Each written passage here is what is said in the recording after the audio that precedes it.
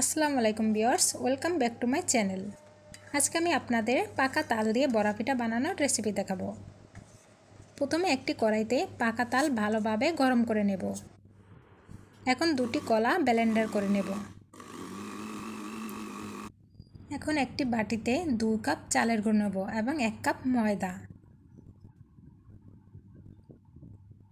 Blender করা কলা এবং গরম করে নেওয়া তাল, পরিমাণ মতো লবণ,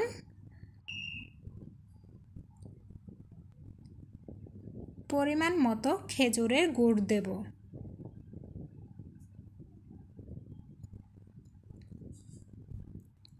পরিমাণ মতো পানি দিয়ে সব কিছু একসাথে মিক্স করে নেব।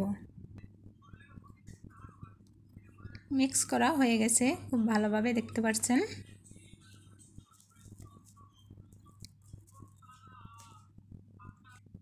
এখন আমি একটি কড়াইতে তেল দিয়ে তেল গরম হয়ে গেলে তারপর একটি একটি করে সব পিঠাগুলো এভাবে ভেজে নেব।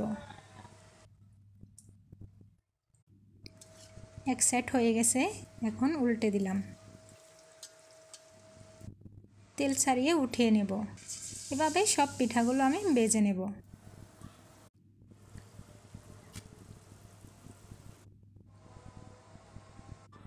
সব পিঠাগুলো ভাজা শেষ হয়ে গেছে।